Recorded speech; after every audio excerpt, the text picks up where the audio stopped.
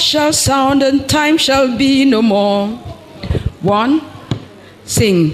Quand la trompette céleste annoncera le temps nouveau, quand poindra l'aurore de l'éternité, et que s'ouvrira le grand livre de la vie de l'agneau, pourrons-nous répondre à l'appel, je suis prêt.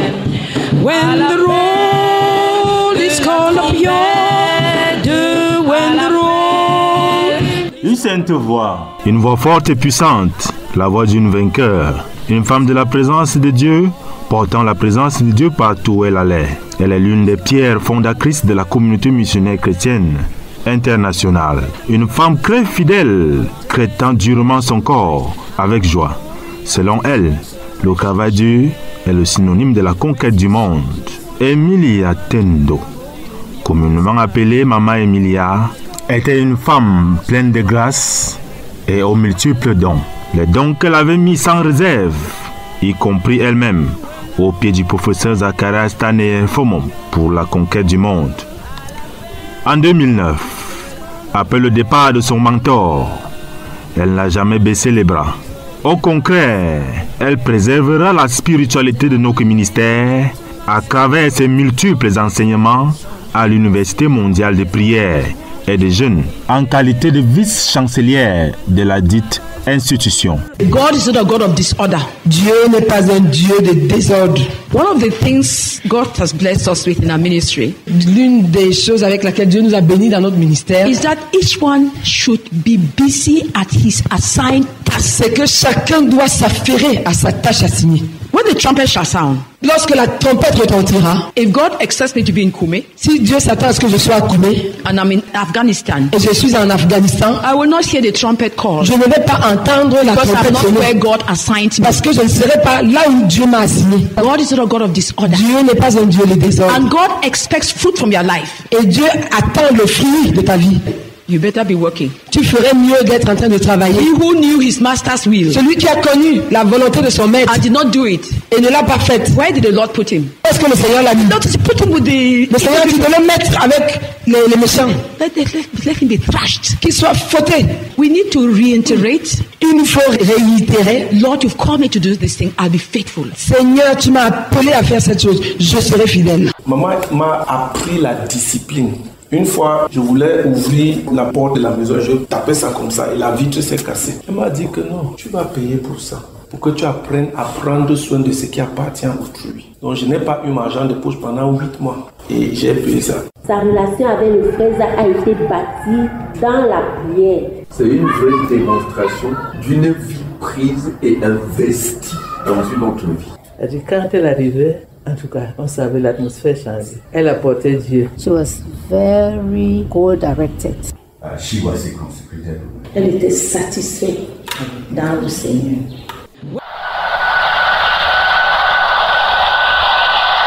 Bienvenue dans un voyage missionnaire. Le voyage dans la vie de l'un des héros de notre génération. Notre voyage commence au nord-ouest du Cameroun, car c'est là-bas qu'elle vit pour sa première fois le soleil.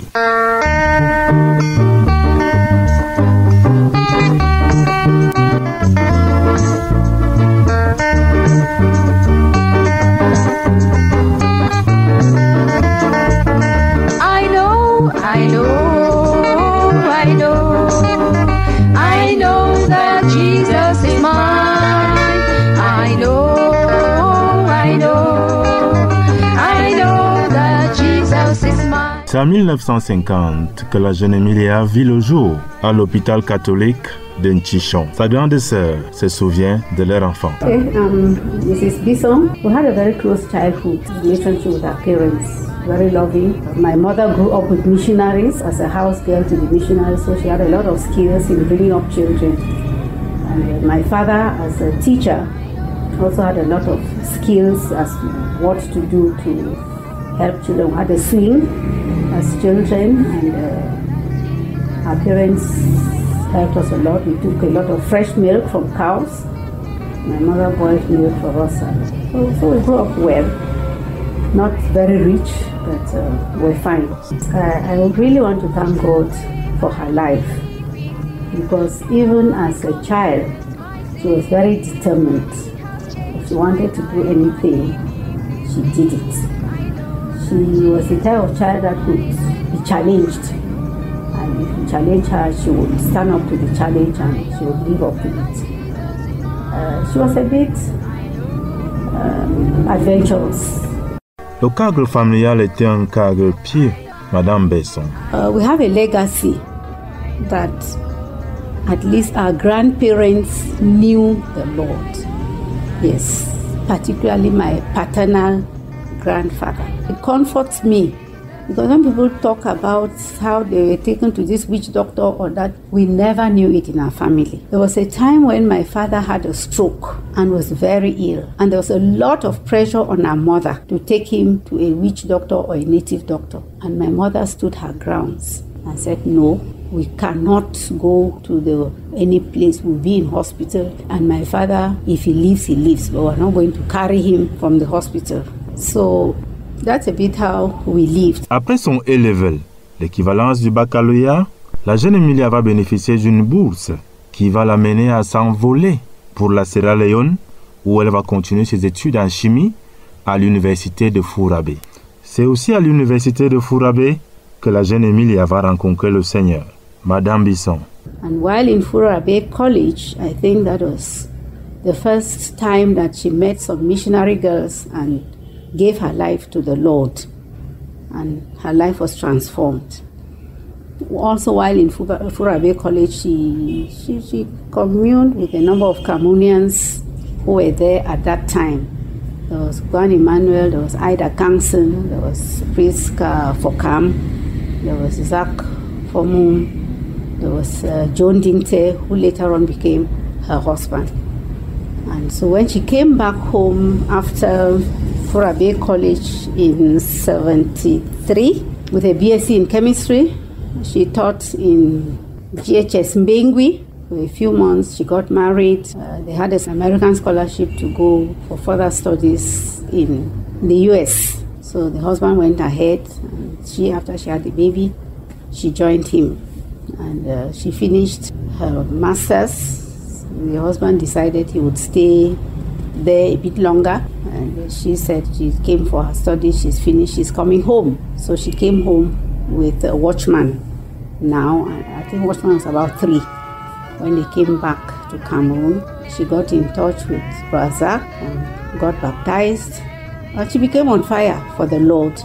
By his death on the cross, he proved to me how very much he loved me. Oh, he shed his... La sœur Céline Bidja, l'une des diaconesses de l'église à Yaoundé, a été proche de la sœur Emilia Tendo. Elle se souvient de leur première rencontre. Le frère Zach avait des réunions d'évangélisation au foyer protestant derrière le lycée de Clé.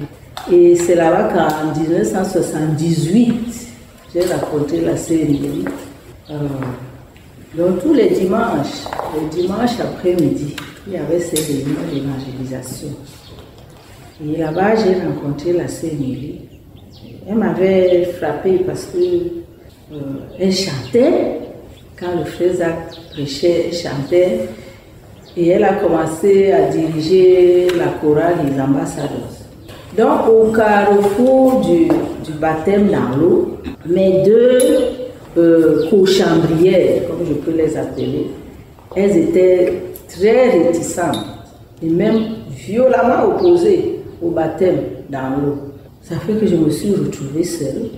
Et souvent le dimanche matin, je ne savais pas où aller.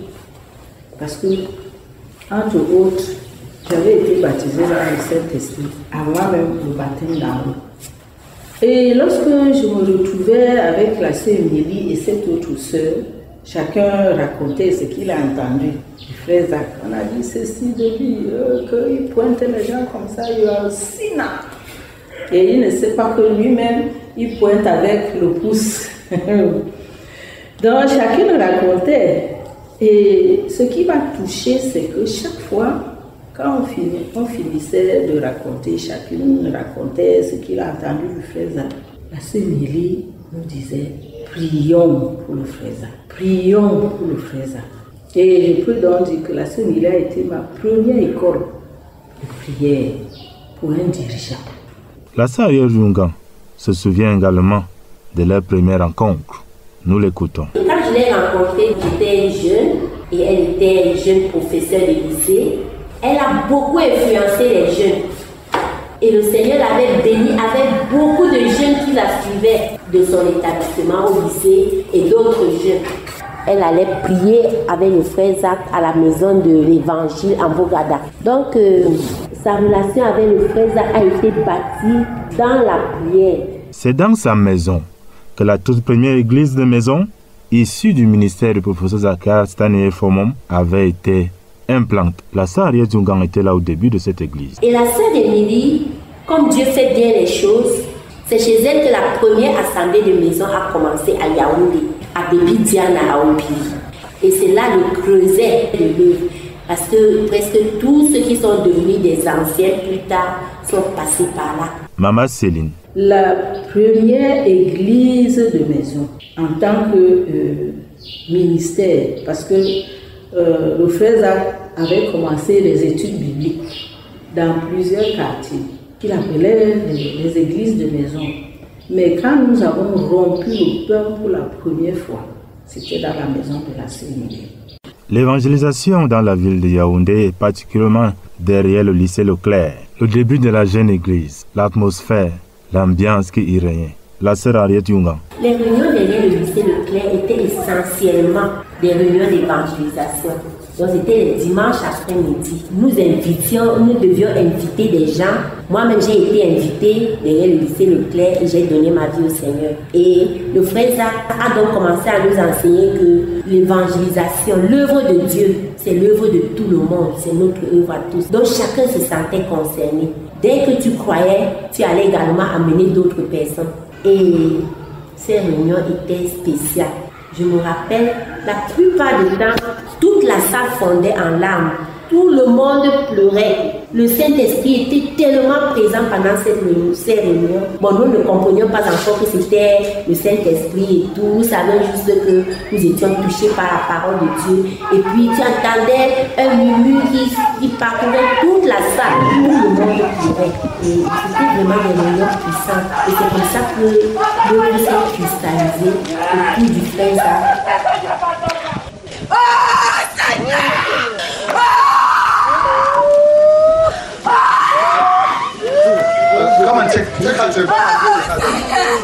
The Lord Jesus Christ died. Le Seigneur Jésus-Christ est mort. Where you ought to have died. Là où tu devais mourir. He bore the total penalty. Il a porté tout châtiment for your sin que tu méritais pour ton péché.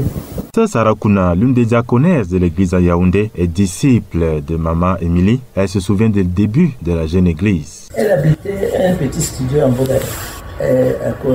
Dans le même site, c'était abrité ce qu'on appelait la maison de l'évangile. Et nous allions souvent là-bas. C'est la première chose qui m'avait frappé. C'était un petit studio très simple. Et on y menait une vie très simple. Et elle était là avec son fils, à l'époque qu'on appelait Tanto, Watchman. C'était une vie très simple. Ça m'avait frappé. J'aimais bien y aller, passer le temps, entre les programmes de l'église. La maison, il y avait toujours beaucoup de louanges, la louange. La sœur Milly aimait beaucoup chanter. Et on a commencé, on avait des rencontres fréquentes pour prier. Nous venions prier. Il y avait ces jeunes disciples. Et pendant ce moment de prier, elle nous formait aux dévotions personnelles. Les rencontres dynamiques quotidiennes avec Dieu, la lecture biblique, etc. Et c'est comme ça qu'on a évolué. C'était juste très libre et c'était léger. Et c'était avec beaucoup de joie. On se réjouissait beaucoup. Et ensuite, et très tôt, j'ai aimé la prière. J'aimais bien ça. On priait vraiment pour tous nos besoins, notre vie. La sœur Emily, elle a conscience pour la femelle. Sa propre maison, on s'y est allé. Elle avait 2 programmes de prière. Il y avait un programme de prière dans Bogada pour les jeunes ici. C'était le mercredi pendant 2 heures. Et quand on avait un peu grandi, on avait notre programme de prière en Kola Femen. Nous prions le samedi, je crois, de midi à 18h. Mais vraiment, le temps passé à la sœur Milly, c'était la prière. Je crois que nos rencontres étaient vraiment en dehors. On n'avait même pas le temps d'avoir des rencontres dans nos maisons. Quand on se rencontrait, c'était pour prier. Et on priait pour la vie de prière du frère Zach. Il y avait une chambre de prière dans Rogada. Il y avait une chambre de prière en Colapel. Le riz que nous mangeons aujourd'hui, le riz cantonais, là, vous savez, nous appelons ça le riz de Colapel.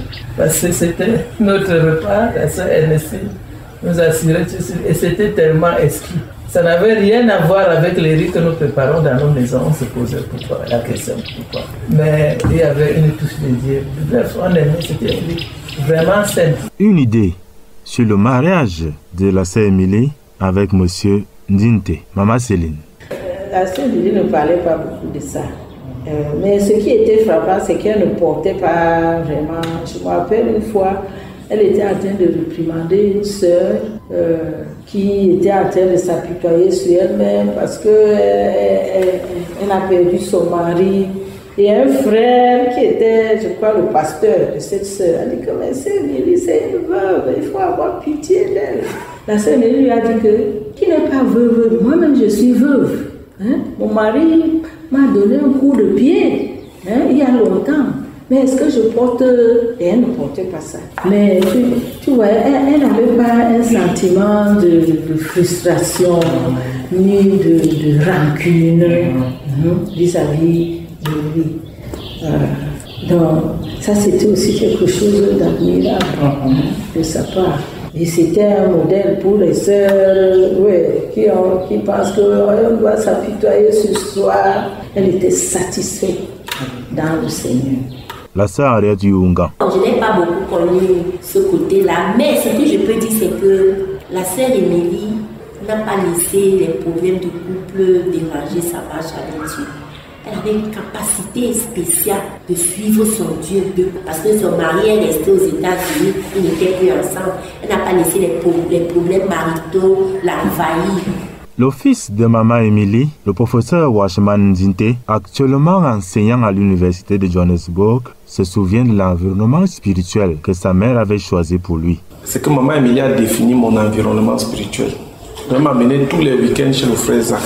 Depuis que je m'appelle, tous les week-ends, je partais vendredi, je revenais dimanche soir. Je me cherchais. Et c'est ça qui m'a façonné. Et même dans son testament, elle n'avait pas encore mis à jour entièrement. Elle disait, je donne mon fils tantôt au frère Zach, au frère Zach, pour qu'il soit façonné pour être investi dans notre vision. Donc c'était le principe fondamental. Donc elle a défini mon environnement pour moi, ce qui fait que j'ai été introduit dans l'environnement du frère Zach très très jeune. C'est comme ça que les décisions de ma vie ont été prises par le frère Zach.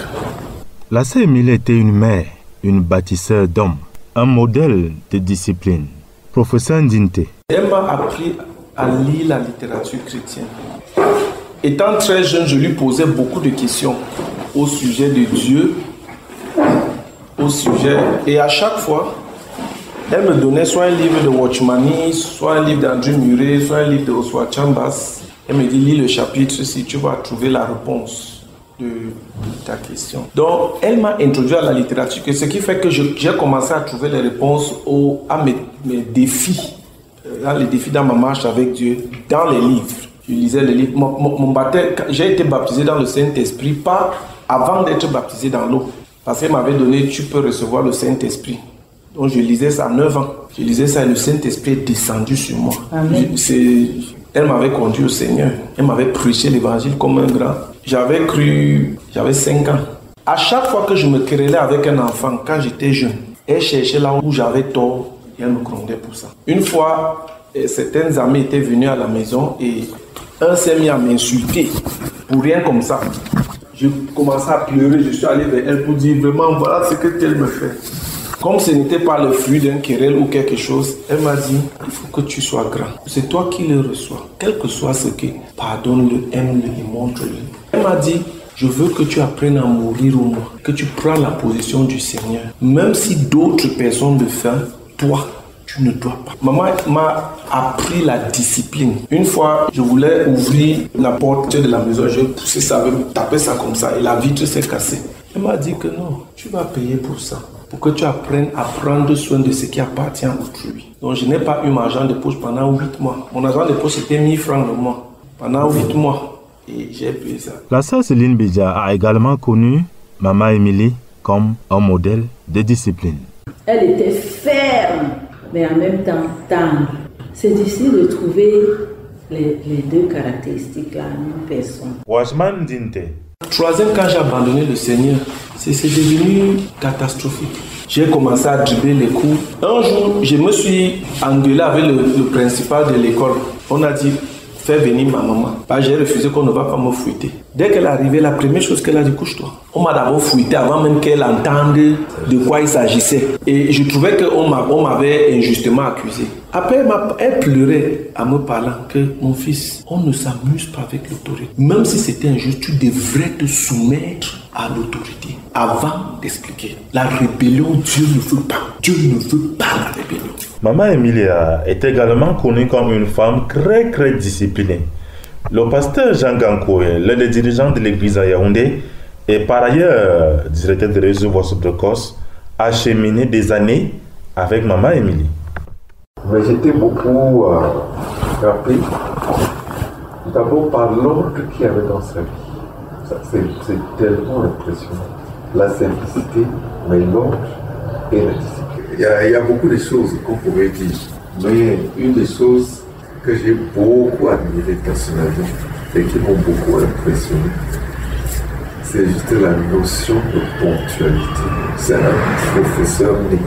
En fait, c'est l'horloge en chair et en os. Et dire que c'est vice-chancelière de l'université mondiale de prière et de jeûne. Ce n'est pas juste une nomination. Ce n'est pas juste un titre. C'est une vie. La sœur Arrête Yunga. Elle était fidèle à son travail et elle a été promue parce que je me rappelle qu'elle est allée de professeur à inspecteur national. Elle était également reconnue comme une personne qui portait la présence et la crainte de Dieu. La sœur Arrête Yunga. Concernant le fait de porter la présence de Dieu, je ne sais pas, la sœur Émilie avait une capacité spéciale de s'imposer. Elle n'était pas superficielle et pourtant elle n'était pas sévère dans son attitude. C'est-à-dire que tu ne pouvais pas venir à côté d'elle et commencer à faire des blagues, des choses comme ça. Tout le monde savait ça. Tu pouvais t'amuser, mais dès que tu arrivais devant la sœur Émilie, tu ne savais même pas par où commencer pour faire des blagues. Tu savais juste que tu es à un endroit qui impose le respect. Ça sortait naturellement d'elle. Et pourtant, elle était tellement accueillante, hospitalière, mais la sœur Émilie était tellement sérieuse avec son Dieu. Tu ne pouvais pas te mettre à blaguer, pas parce qu'elle te demandait de te taire, mais juste parce que sa présence t'imposait cela. La sœur Sarah Kouna. Et puis la sœur Émilie était une personne de la présence de Dieu. Elle dit, quand elle arrivait, en tout cas, on savait l'atmosphère changer. Elle apportait Dieu. Tout revenait en ordre. Chacun savait ce qu'il doit faire. Elle a été comme ça, de façon invariable. Et la rectitude. En plus de porter la présence de Dieu, la sœur Céline Bidja a vu en elle la qualité d'une prophétesse. Elle portait la présence de Dieu.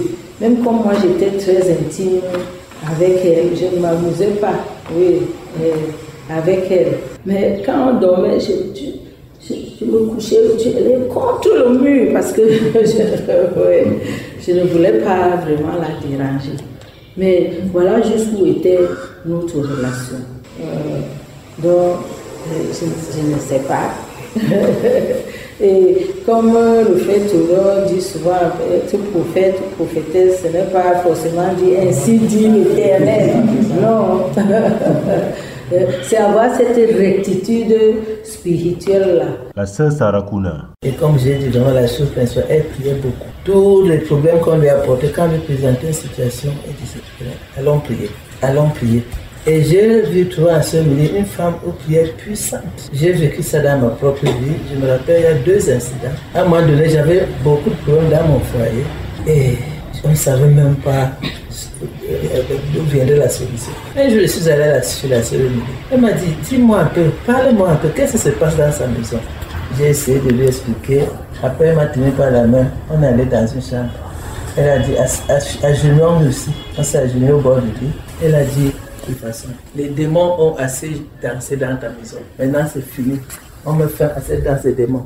Et elle a prié, elle a commandé aux démons, elle a dit aux démons, la danse là est finie à partir d'aujourd'hui. Vous partez. Prière simple comme ça. Mais je vous assure, après cette prière-là, tout avait changé dans la vie, jusqu'à aujourd'hui.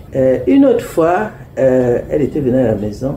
Il y a le bâtiment qui est derrière là, à 2 niveaux. On venait de le construire, il était vide. Et donc quand je la raccompagnais, elle passait, elle a levé la main, elle a dit, je réclame le palais d'en haut. Elle dit, je réclame le palais d'en haut. Juste un mot comme ça, elle est passée, je l'ai accompagnée. Mais des années après, je me suis rendu compte que ce palais d'en haut, à un moment donné, a servi à la maison de retraite des anciens. Après cela, aujourd'hui, ce palier et ma petite maison de prière, il y a 3 chambres de prière. Tout le palais est occupé par les chambres de prière. La sœur Emilia a été faite disciple par le professeur Zacharias Tané Fomon, un homme qu'elle a suivi sans réserve, de manière coûteuse et avec joie. Et une chose qui m'a marqué également avec la sœur Emilie, c'est qu'elle vivait pratiquement, je peux dire dans sa voiture. Parce que tous ces effets étaient derrière sa voiture. Puisqu'elle devait prier avec le frère Zach chaque soir, chaque nuit, elle priait avec le frère Zach. Donc elle quittait la prière, elle allait au travail. Après s'être débarbouillée chez la sœur Esther, elle allait au travail. Et puis elle revenait pour continuer à prier le soir avec le frère Zach. Elle avait une belle maison qu'elle a construite ici à Yaoundé, mais elle n'y habitait pratiquement pas. Elle n'y habitait pas parce qu'elle était avec son Dieu et engagée à l'œuvre de son Dieu. Et j'ai également appris que la présence, le fait d'être là est très important. Même si tu n'es pas un homme, si tu es une femme, et que c'est toi qui as la connaissance, c'est toi qui connais, finalement, c'est toi le dirigeant. Le professeur Ndinte. Et elle était totalement soumise au frère Zach. Le frère Zach disait pas, c'était réglé. C'était réglé. La sœur Céline Biza. Pour moi, elle a été un modèle de loyauté. La sœur Emilia, en retour, a aussi fait des disciples. Et le principal message qu'elle donnait à ses disciples, c'était sa propre vie. Concernant la formation de disciples, moi j'ai été parmi ses premiers disciples avant qu'elle me donne au frère Zach. Oui, comme j'ai dit, j'ai appris à prier à ses pieds. Et ce qu'elle communiquait, c'était surtout par la vie. Et la sœur Émilie, elle lisait beaucoup. J'ai commencé aussi cette école chez elle. La sœur Émilie, c'est elle qui coordonnait toutes les assemblées qui étaient sous le frère Zach en tant qu'évêque de l'église à Yaoundé. Donc n'étant pas un homme, mais elle jouait le rôle d'évêque parce que c'est elle qui remplaçait, qui représentait le frère Zach. Elle a appris aussi du frère Zach la capacité de tenir ensemble les partis opposés. Donc quand on se retrouvait, le single, quand si tu as une querelle avec une, elle dit à chacune, ici toi tu as tort, ici toi tu as tort. Elle n'avait pas de parti pris. Elle disait à chacune, cache là où elle a tort et tu te repentais. La sœur Sarah Kouna. Elle vivait le disciple à Christ. J'ai vu la vie de la sœur Émilie, c'est que la Bible, comme j'ai dit, elle vivait ce que la Bible dit. Elle ne négociait pas là-dessus. Que tu sois son fils, que tu sois son frère, que tu sois... Quand il s'agissait de Christ, elle prenait la position de Christ. Elle n'était pas influencée par les affinités. Elle savait que voici ce que Christ exige et elle le faisait. Et elle nous disait souvent, quand vous faites des disciples, parfois on apportait le problème de nos disciples, oh, tes disciples ne comprennent pas, ils dérangent. Elle disait non. Le problème, nous donnions des explications. Je disais non. Le problème, c'est le disciple à Christ. Au début, ce qui m'avait frappé, sa Bible, ses recueils de cantiques, parce qu'elle en avait plusieurs. Ses documents, cahiers de méditation, cahiers de Coran, c'était tenu avec une telle méticulosité. Donc, à partir de ça, j'avais commencé à comprendre, je me convertis que vraiment, l'affaire de Dieu, c'était une affaire sérieuse. C'était pas la blague. C'était avec une telle méticulosité. Et quand tu venais, tu apportais juste n'importe quoi là, enlève-moi ça, ce cahier-là, ça ne vaut pas la peine. Et la sœur Émilie enseignait sans parole. Donc elle nous bâtissait sans beaucoup des sermons. Sa vie elle-même nous enseigne, sa vie nous baptisait, sa vie nous formait, sa vie nous réunit, sa vie. Son message n'était pas autre chose que sa vie. Elle vivait le message qu'elle prêchait. Elle vivait ce qu'elle nous enseignait. La sœur Ariette Yuga. Et une chose qui caractérisait la sœur Lily, et j'ai compris pourquoi, le frère Zach. Et le frère Zach l'a dit plusieurs fois. Elle n'était pas emportée par ses humeurs. Parce qu'elle ne t'aime pas, elle ne t'intègre pas, ou bien parce que tu n'es pas avec elle, elle te met dehors, ou bien parce qu'elle lutte pour une position. La sœur Lily était totalement différente, objective, elle ne luttait pas pour avoir une position, elle était vraiment une maman, elle était une dirigeante. Le Seigneur a spécialement épargné la sœur Lily de certains traits qui caractérisent les femmes. Même face aux épreuves, la sœur Emilia ne perdait pas sa joie. Elle se confiait plutôt à Dieu. C'est ce qu'elle avait par exemple fait lorsque son fils avait abandonné le Seigneur à un moment dans sa vie. La sœur Sarakuna. Pour son fils, je sais qu'elle a troublé la sœur Emilie beaucoup. Du moins, elle la connaît moins difficile à l'école, tantôt. Et je bénis le Seigneur la façon dont la sœur Emilie, elle n'a pas été apeurée comme beaucoup de mamans. Oh, comment ça crier? Oh. Elle savait qu'il faut prier. Elle priait jeûner. Je crois qu'elle a fait un jeûne d'1 an. Si je me trompe, elle a fait un jeûne partiel pour lui. Il était d'abord à l'église pour que vraiment il revienne vraiment à Dieu. Donc quand vous voyez Watchman aujourd'hui, c'est au fil de l'investissement. Et il a beaucoup d'aide. Professeur Ndinte. À 16 ans, j'avais rétrogradé, je suis allé dans le monde, j'ai donné beaucoup de problèmes à maman Céline. C'est tout, je suis rentré. Ça dit, je ne voulais plus rien avoir avec le Seigneur. Elle a prié pour moi. Un jour, je lui demande que j'ai 40e place dans ton cœur. Elle me dit, la première place dans mon cœur, c'est le Seigneur Jésus-Christ. La deuxième place, c'est le frère Zach. La troisième place, ce sont mes disciples. La quatrième place, ce sont mes frères en Christ. Bon, après ça, vous les restez. Je suis resté comme ça.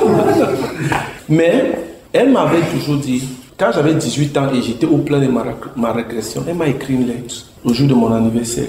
Elle m'a dit, mon cher fils, je te donne Jésus-Christ à tes 18 ans et pour les prochains 102 ans, lui et lui seul, je te donne.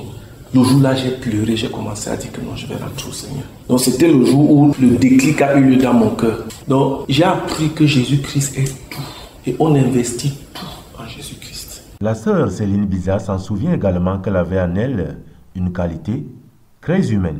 Et la sœur Emilie était très humaine. Très humaine. Une fois, elle m'a surprise. Elle rentrait, elle venait de perdre son père. Et elle était rentrée du deuil. Et un jour, pendant qu'on était en train de prier, elle est arrivée avec le frère Zach. Elle m'appelle. Elle me dit qu'elle veut me voir dehors. Je me suis dit, qu'est-ce que la sœur Mireille? Et quand je l'ai retrouvée dehors, elle m'a arrêtée comme ça. Elle a commencé à pleurer. J'ai dit, ouais, c'est ça, il y a quoi? Elle me dit que vraiment, quand il pense à son père, ça lui fait mal. Je me suis sentie, en fait, privilégiée. J'ai dit que, mais la sœur, moi, si, elle est tombée sur moi pour que je la console. Je ne sais même pas ce que je lui avais dit. Mais donc, d'une manière ou d'une autre, je l'ai consolée. C'est pour vous montrer le côté humain. La sœur Emilia a été la vice-chancelière de l'Université mondiale de prière et de jeunes, en abrégé UMPJ. Le pasteur Jean Gankoué nous parle de la genèse de cet institut. Quand on a voyagé avec le frère Zach en 1989, c'était notre première sortie du pays. On est allé dans 6 pays, y compris Israël. Et là, à Jérusalem, pendant ce voyage, là, le Seigneur lui dit, la sœur Emilia veut prier pour sa vie de prière. Et elle a donc commencé à prier pour la vie de prière du frère Zach, qui a beaucoup changé. Avant, quand elle avait commencé à prier, le frère Zach priait au moins 2 heures par jour. Mais quand elle a commencé à prier, le frère Zach a grandi jusqu'à ce qu'il arrivait déjà à 6 heures régulièrement avec Dieu par jour. Et l'histoire a continué jusqu'à ce que le frère Zach nous quitte. Et qu'elle commence les UMPJ, et que les anciens n'ont pas commencé. Bon, c'est vrai, il y avait eu des UMPJ avant, mais je parle des UMPJ, c'est-à-dire après le départ du frère Zach. J'ai souvent pensé à cela, comment elle a commencé, prier pour la vie de prière du frère Zach, et finalement devenir vice-chancelière du ministère de la. La sœur Céline. Et à un moment, le frère Zach lui a donné la charge de prier pour sa vie de prière. Elle a commencé dans une chambre de prière en Rogada. Parce que Rogada était notre premier quartier général. Là où le ministère, le frère Zach a loué un studio là-bas. À l'époque, c'était appelé la voie de l'évangile. La première UMPJ qu'on a eue ici à Yaoundé en 1999. Elle me rappelait toujours ça parce qu'elle dit que c'était le jour de mon anniversaire. Ça a commencé le 25 septembre 1999. C'était à Damas. Maman Émilie ne priait pas seulement, mais elle jeûnait aussi. La sœur Sarah Kouna nous parle de ses premiers pas dans ce domaine de sa vie chrétienne. J'ai vu la sœur Émilie jeûner. Je crois que la sœur Émilie, jusqu'à la preuve de contraire, peut-être ces dernières années, elle jeûnait tous les mercredis. Et quelque chose qui m'avait frappé, si elle rompait son jeûne de 40 jours mardi, elle jeûnait mercredi. Alors je me suis dit, tiens, ça c'est... Je connais la sœur Émilie quand je viens de croire. Le jeûne n'était pas facile pour elle. Quand elle jeûnait, elle marchait avec une boîte où elle crachait. Parce que durant tous les jeûnes, elle crachait. Et puis elle me demandait mais pourquoi accepter. Et c'était vraiment pénible. Elle crachait. Mais à un moment donné, ça a disparu. Donc c'était pas quelque chose d'aisé qu'elle a commencé. C'était très difficile. Mais je crois qu'à cause de son discours à Christ, elle a foncé. Et puis à un moment donné, les choses se sont tassées. La sœur Ariel Dioungan. Je me rappelle, la sœur Émilie avait un problème quand elle jeûnait. Elle disait qu'elle n'arrivait pas à jeûner parce que quand elle jeûnait, elle crachait beaucoup. Donc, c'était vraiment difficile. Et nous savions que bon, les jeûnes de 40 jours, c'est pour les autres. Elle prie les autres jeûnes. Et puis le Seigneur a opéré un miracle. La sœur Émilie a commencé à faire des jeûnes de 40 jours. 40 jours, une fois par an. Et puis 40 jours, 2 fois, et puis 40 jours, 3 fois par an. Et la sœur Émilie a commencé à jeûner. Et elle a amené plusieurs personnes à jeûner.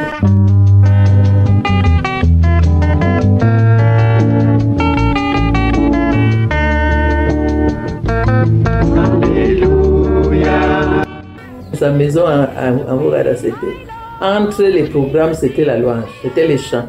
Et à ce milieu, avait une gamme de cantiques, de recueils de cantiques.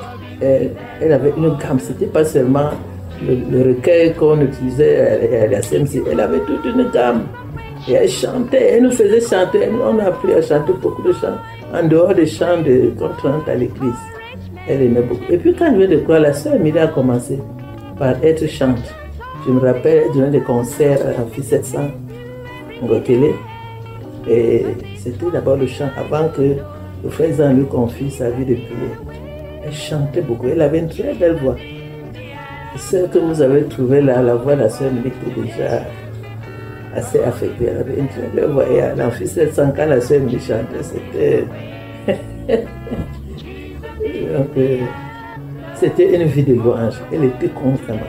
Entre les programmes, c'était la louange. Ce n'était pas qu'on se trouve en train de parler de tout et rien, c'était la louange. La sœur Émilie avait une belle voix. Et ce n'était pas juste la voix, mais elle portait Dieu. Elle communiquait Dieu.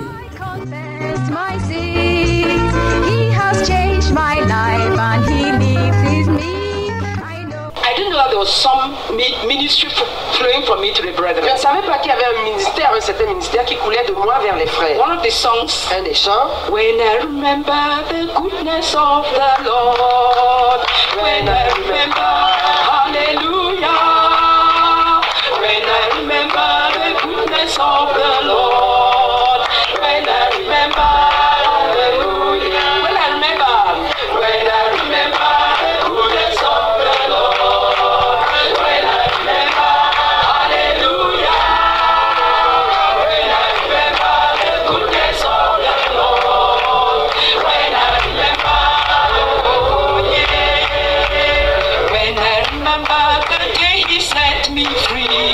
Maman Emilia était également celle qui a porté le groupe des Senior Girls. Qu'est-ce que c'est que les Senior Girls? Qui sont les Senior Girls? Pour une réponse un peu plus nette à cette question, écoutons plutôt la sœur Céline Bidja. En 2002, le frère Zach nous donne la responsabilité de nous rassembler. Il nous appelait les Senior Girls. Donc, les Senior Girls, c'est les sœurs qui avaient développé un ministère de prière. Et c'est plus tard qu'elle va nous dire les conditions, les critères. Première condition, tu devais être loyal. Bon, loyal à Dieu. Deuxième condition, loyal au frère Zach. Troisième condition, loyal à notre ministère. Quatrième condition, tu dois être quelqu'un qui donne sacrificiellement au Seigneur. Et bon, sacrificiellement ici, c'était au moins 20% de tes revenus. Une autre condition, c'était que tu aies développé une vie de prière. Une vie de prière seule, et puis que tu rassembles les gens à prier. Tu as des nuits de prière, des sièges de prière, des croisades de prière. Et une autre condition, c'était que tu vois tout le ministère, pas seulement ton petit département. Maman Emilia était la vice-chancelière de l'Université mondiale de prière des jeunes, en abrégé UMPJ. Nous allons maintenant vous parler des débuts de cette institution, la sœur Henriette Yungan. Donc, l'Université mondiale de la prière des jeunes, l'UMPJ, dont nous parlons là, n'a pas commencé à Koumé. Ça a commencé ici. Nous avons fait les premières UMPJ ici, à Yaoundé. Je me rappelle, nous avons eu des UMPJ à Damas. Et pratiquement en 2007, il y avait une UMPJ qui était très importante, parce que je me rappelle, le frère Zach a parlé, et le thème c'était l'opportunité dans la prière. Nous avons passé plusieurs jours à être enseignés, et plus tard, le frère Zach a choisi un site à Itoukébé, là où se trouve en ce moment la méga église. Et il y avait une pancarte écrite Université mondiale de la prière. Donc tout le monde passait et savait que c'était là l'université. Bon, nous ne comprenions pas très bien que cette affaire allait prendre une envergure mondiale. Effectivement, c'est ce qui s'est passé. Et c'est devenu l'université mondiale de prière, amenant avec toutes les nations qui venaient prier et qui vont continuer à prier. La sœur Sarah Kouna. Oui, quand le frère Zach est parti, elle était vraiment affectée. Mais vous savez, Maman Emilie n'était pas une personne émotive. Maman Emilie savait garder sa tête froide. Ça l'a vraiment impacté. Elle a vraiment souffert dans son âme intérieure, je sais. Mais comment elle a géré ça, je sais que quand le frère Zach est parti, elle a pris un jeûne de 40 jours pour dire merci au Seigneur pour avoir rencontré le frère Zach, pour le temps qu'elle a fait avec le frère Zach, pour ce qu'elle a reçu du frère Zach, ce qu'elle a fait dans le ministère du frère Zach. Elle avait pris un jeûne de 40 jours. Et c'est pendant ce jeûne que le Seigneur l'avait appelé à se lever. À partir de tel qu'elle nous avait dit, Josué 1, mon serviteur Moïse, lève-toi. Parce qu'elle, quand le frère Zach, elle savait que bon, lui, un peu juste c'est fini comme ça.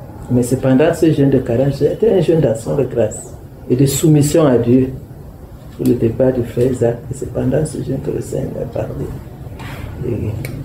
Et que voilà comment elle se lève pour continuer avec l'UMP.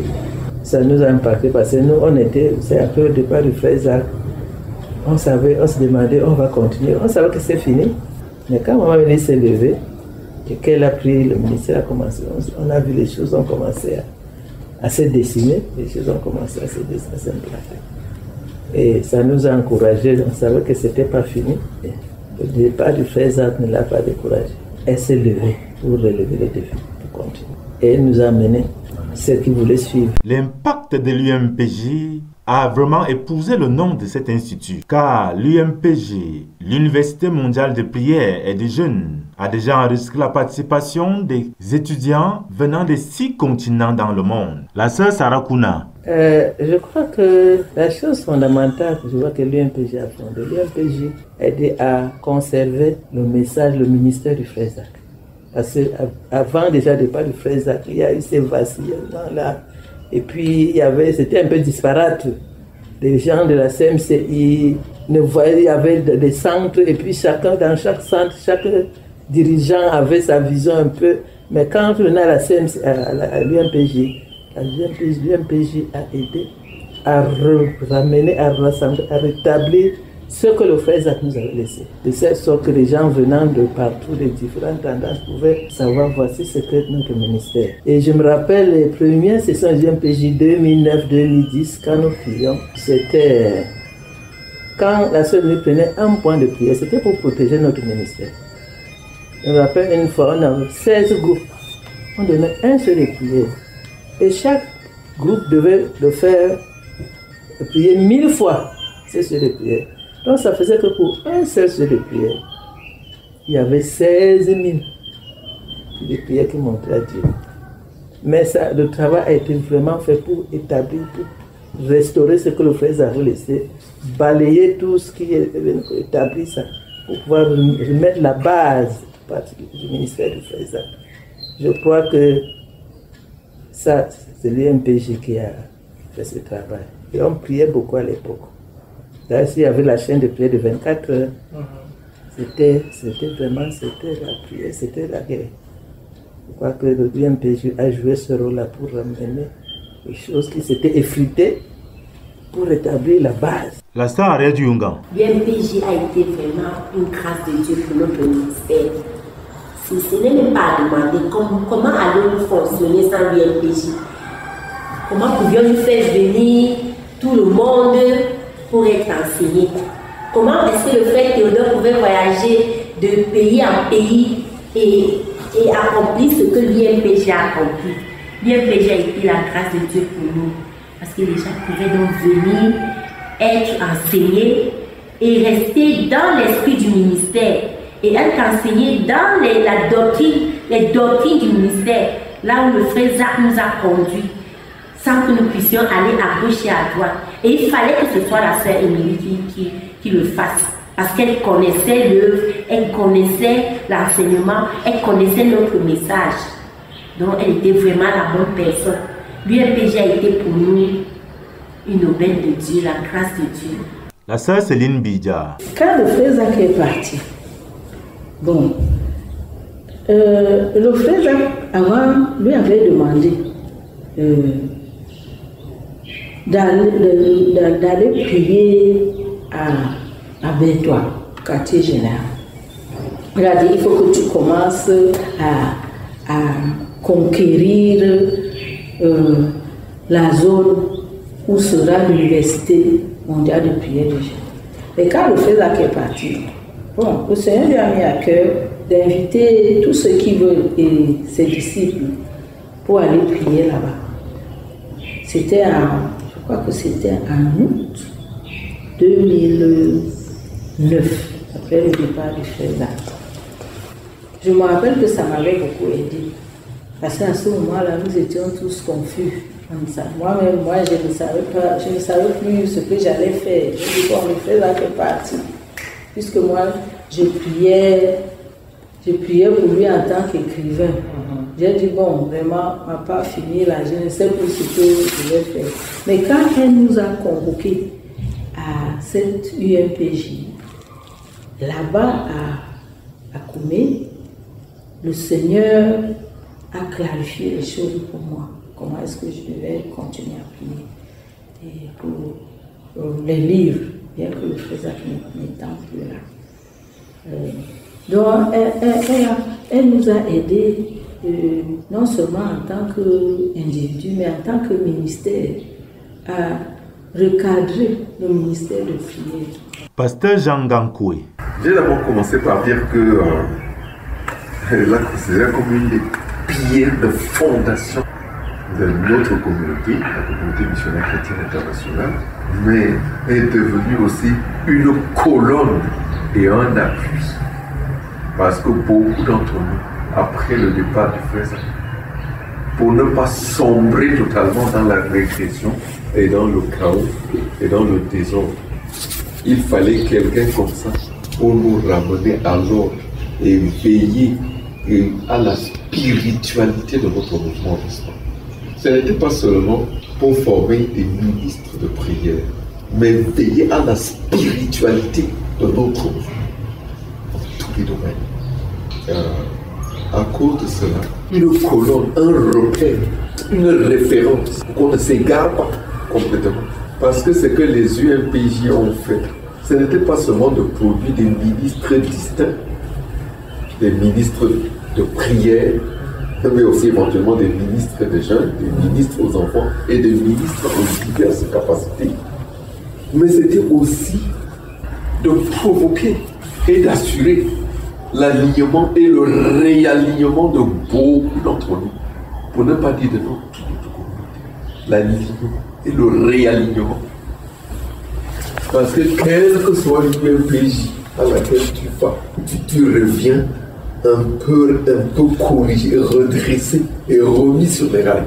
Que ce soit concernant des dévotions personnelles, telles que la prière seule, ou même la vie de rencontre dynamique quotidienne avec Dieu, ou même la vie de lecture de la Bible, ou même la vie de lecture de nos livres, de la littérature chrétienne.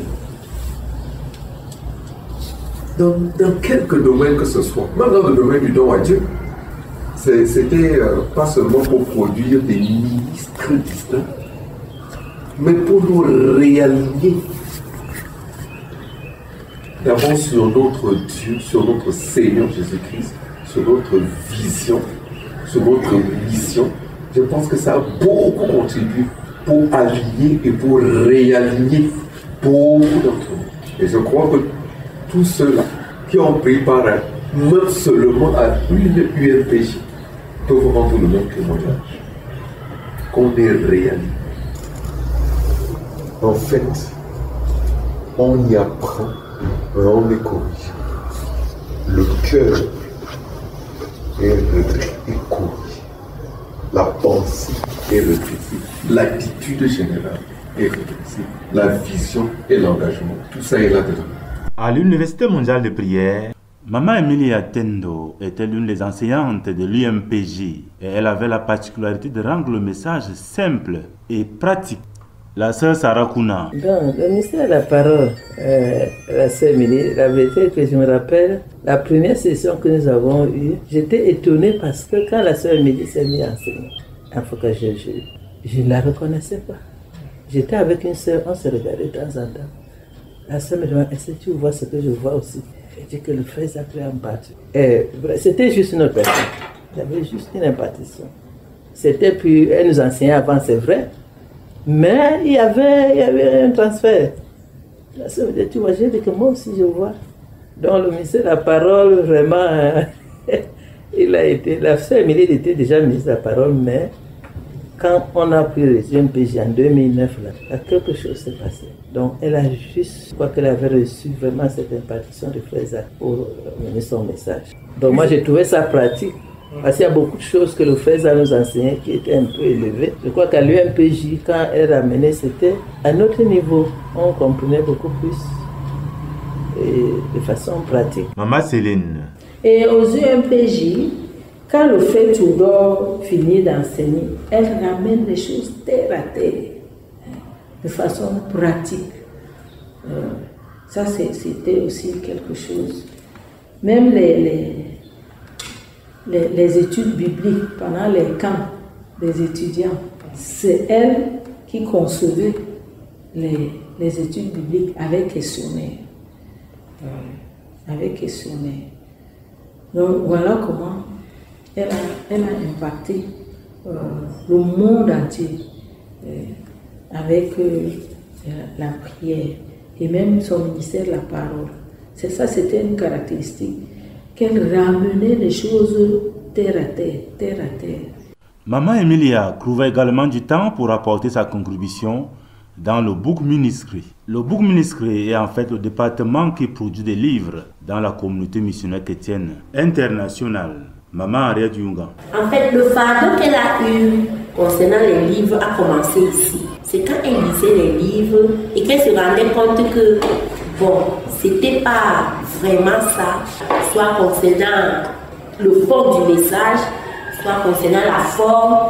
Alors elle a eu un fardeau parce que je me rappelle qu'elle en a parlé même plusieurs fois au frère Jacques devant moi. Et même elle a donc commencé à prendre certains livres et elle-même, elle les remettait en ordre, elle corrigeait.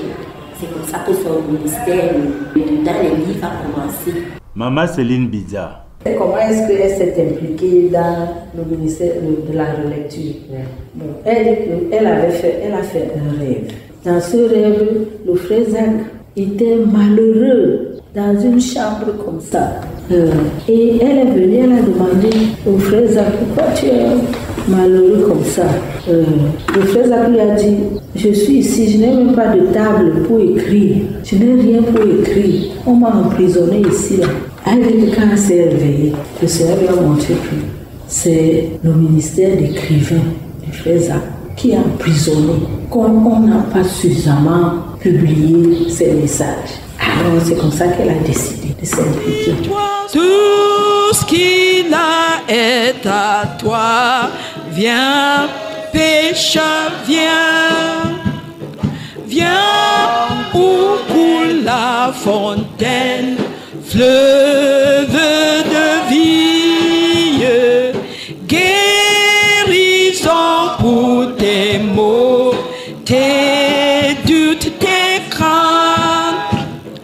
Plusieurs t'ont précédé, tous ont été comblés. Viens où coule son sang. Avant d'écouter le témoignage de Dieu sur Maman Emilia, nous allons prendre les derniers propos de nos intervenants. Dr. Andosen. I think what Sister Emilie's life teaches us is about consecration. She was a consecrated woman. The younger brother who came and attended the burial, I happened to express my condolences. I said, my deepest condolences. He felt very uncomfortable. And he turned and told me, I am the one to tell you my condolences. Because she was more of your sister than us. He tells the whole story. She wasn't living in any animosity with the family. She loved the family and they loved her. But the separation from family was clear. Up to a point where your own blood brother, biological brother, is instead the one telling me that my condolences, because she was more of your sister than I. Docteur Ndinte. Elle m'a enseigné que Jésus-Christ est la seule priorité de sa vie. Dans son testament, j'ai lu ça il y a 3 jours, elle a dit que tous ses biens terrestres soient vendus et investis dans l'évangile. C'était un aspect. Elle a défini tous les certaines, les grosses. Et elle a dit à mon fils, Watchman, je donne Jésus-Christ et ma Bible. Elle m'a enseigné que Jésus-Christ. Donc, dès le bas âge, j'ai appris que Jésus-Christ est tout. Et on investit tout. La sœur Céline Bidja. Pour la jeune génération, vous devez vous lever. Hein? Oui, ce que vous avez reçu, que chacun mette maintenant en pratique. Parce que bon, quand le frère Zach est parti, on était tous. Mais la sœur Mille est parmi les personnes qui nous ont aidés à nous recadrer. Maintenant, après son départ, chacun d'entre vous là a quelque chose qu'il a reçu. Il faut aller maintenant, vous multiplier, commencer à mettre en pratique. Je crois qu'il y a d'abord les livres et il y a les enseignements à l'UMPJ. Il y a sa vie, ceux qui l'ont vu vivre. Chacun doit maintenant aller et commencer à mettre en pratique ce que vous avez reçu. Madame Besson. One thing I want to say particularly about my sister, about Emilia, is the fact that she was very goal-directed, very intentional in her relationship. She did not waste her energies she invested her energies where they would bear fruit. And I think that that is one of the impacts that she has had on my life, on the life of each member of the family. And a reminder that she has left for me and for each of us is the fact that I must not postpone anything. Anything that I have to do for the Lord, I have to do it now, at least as He lays the burden and as He gives the time. She worked as if she was working on a program that she had to finish. And I want to say that I think she actually worked on that program and she finished the program. Pasteur Jean Gankoué. Je veux dire quelque chose, je ne sais pas s'il faut dire en résumé, mais elle n'a pas seulement suivi le frère Zach. De nos jours, on trouve peu de gens qui suivent quelqu'un d'autre. Elle n'a pas seulement, c'est une vraie démonstration d'une vie prise et investie dans une autre vie. Vous comprenez? Elle n'a pas seulement suivi, c'est-à-dire, parce que quand tu suis, tu peux aussi être distrait par des choses. Attends. Mais c'est une vie investie dans une autre vie. Si bien qu'en fin de compte, elle n'avait pas d'autre vie en dehors de cette vie. Commencer par prier pour la vie de prière du frère Zach. S'investir en entier là-dedans. Ça demande toutes les dimensions de ta personne. Vous voyez, le Seigneur Jésus dit, si quelqu'un renonce à tout ce qu'il possède, il ne peut être mon disciple. C'est une vraie démonstration de la paix d'être disciple. Une relation de disciple qui transcende l'amour pour le père, la mère, le mari, la femme, les enfants, en entier prêt et investi dans une autre vie. Donc elle a tellement prié que finalement, cette autre avenue, cet autre fleuve coulant des seins du frère Zach, parce que le Seigneur Jésus dit, si quelqu'un croit en moi, celui qui croit en moi des fleuves d'eau qui couleront de son sang, des fleuves. Parce qu'elle a pris toute sa vie et investi dans la vie du frère.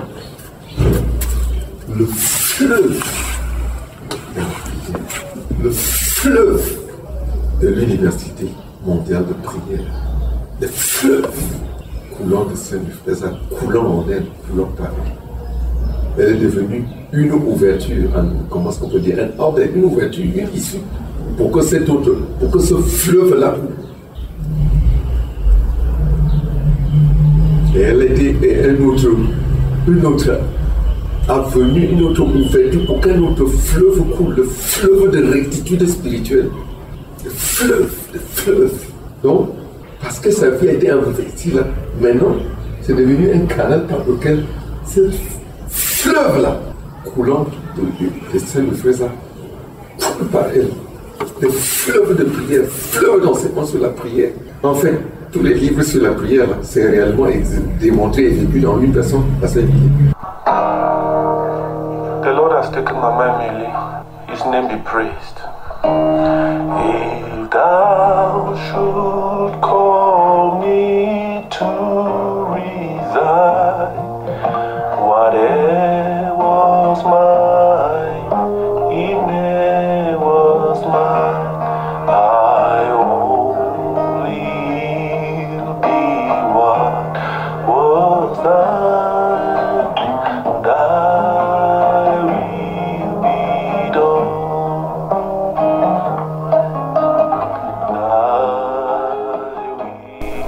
Le 1er mars 2021, Maman Emilia, débordante de vie, nous quittera après une courte maladie dans une clinique de la ville de Yaoundé. La CMCE inscrira alors une fois de plus l'une des pages les plus victorieuses de son histoire. Une victoire célébrée avec beaucoup de douleur. La sœur Henriette Mbarga. Que la gloire te revienne pour ton triomphe dans la vie de la sœur Émilie. Tu l'as créée pour un but. Tu l'as sauvée pour un but. Tu lui as révélé ce but. Elle s'en est saisie. Elle a poursuivi. Elle a accompli. Merci Seigneur pour ton triomphe dans sa vie. Merci Seigneur pour ta seigneurie dans sa vie. Merci parce que tu étais Seigneur de sa vie. Merci parce que tu as accompli tes desseins dans sa vie.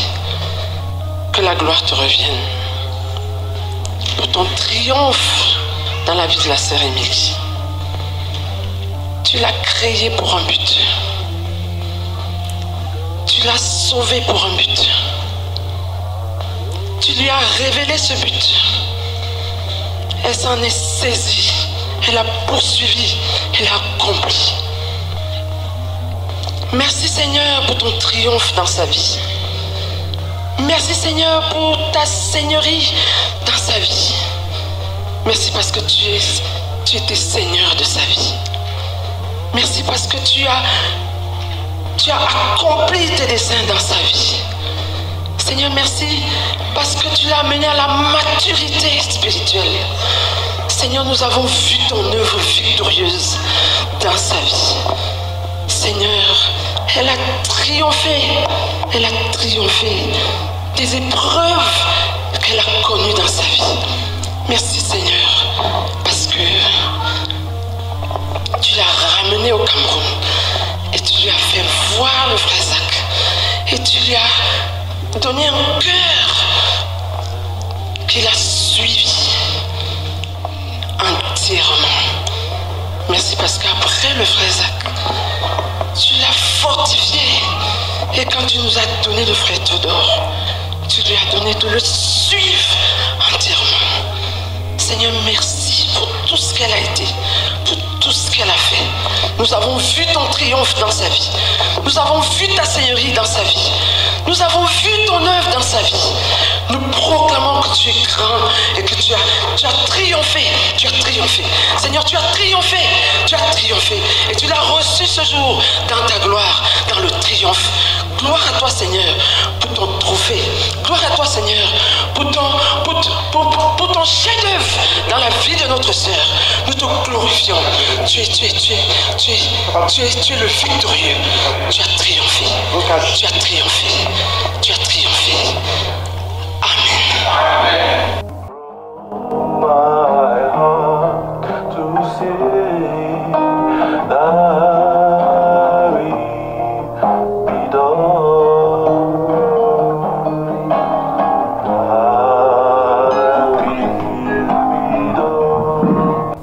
L'inhumation aura lieu le même jour au QG situé à Koumé-Bertois. Mais avant que son enveloppe ne rentre dans la terre, les saints rassemblés pour l'événement ont eu l'occasion d'écouter le témoignage de Dieu sur sa servante par la bouche du pasteur Théodore Ndossé, leader de l'œuvre mondiale. Clap because it is God's gain. Je veux que tu applaudisses parce que c'est le gain de Dieu. I want you to clap because it is Sister Emilia's gain. Je veux que vous applaudissiez parce que c'est le gain de la sœur Émilie. And I want you to clap because it is our gain. Et je veux que vous applaudissiez parce que c'est notre gain. It is our gain. C'est notre gain. It is our gain. C'est notre gain. The Lord told me that he would tell me his testimony of Emilia Tendo. Le Seigneur m'a dit qu'il va me dire son témoignage de Emilia Tendo. And he told me. Et il m'a dit. Hers is a life of joyous overflow. Sa vie a été une vie de débordement joyeux. And he told me. Et il m'a dit. Her worship was a joyous overflow. Son adoration et ses actes d'adoration ont été un débordement joyeux. Her praying was a joyous overflow. Ses prières ont été un débordement joyeux. Her fasting was a joyous overflow. Ses jeûnes ont été un débordement joyeux. Her giving was a joyous overflow. Ses dons ont été un débordement joyeux. Her pastoring was a joyous overflow. Son travail en tant que pasteur a été un débordement joyeux. Her teaching of the nations in the World University of Prayer and Fasting was a joyous overflow. Son enseignement des nations à l'Université mondiale de prière et de jeûne était un débordement joyeux. Her mentoring of many young leaders was a joyous overflow. Sa formation de plusieurs jeunes dirigeants a été un débordement joyeux. Her consecration was joy. Sa consécration était une joie. Her sacrificing was joy. Pour elle, sacrifier, c'était une joie. Her following was a joy. Pour elle, suivre, c'était une joie. For her discipleship to Jesus Christ was a joy. Son discipolat à Jésus-Christ était une joie. Her surrender and absolute abandonment was a joy. Son abandon absolu était une joie. Her leadership was a joy. Son leadership était une joie. Her prophetic ministry of carrying the presence of God and the fear of God was a joy. Son ministère prophétique qui consistait à porter la présence de Dieu et la crainte de Dieu était une joie. And the Lord told me, et le Seigneur m'a dit, that's my testimony. Voilà mon témoignage. Hers is a life of joyous overflow. Sa vie a été une vie de débordement joyeux. A life of joy. Une vie de joie. A life of joy. Une vie de joie. That's Emilia Tendo's legacy. Voilà l'héritage que nous laisse Emilia Tendo. A life of joyous overflow. Une vie de débordement joyeux. That's God's testimony. Voilà le témoignage de Dieu. I know that Jesus is mine. I know that Jesus is mine. I know. Maman Emilia nous a divancé. Elle a achevé victorieusement sa course. Mais pour nous autres, la course continue. Et nous avons tout ce qu'il faut pour achever aussi cette course. En vainqueur, nous avons tout ce qu'il faut pour gagner le maximum de couronnes. Les couronnes que nous poserons bientôt au pied du roi de gloire. Merci de nous avoir accompagnés dans ce voyage. À très bientôt pour un autre voyage. Shalom.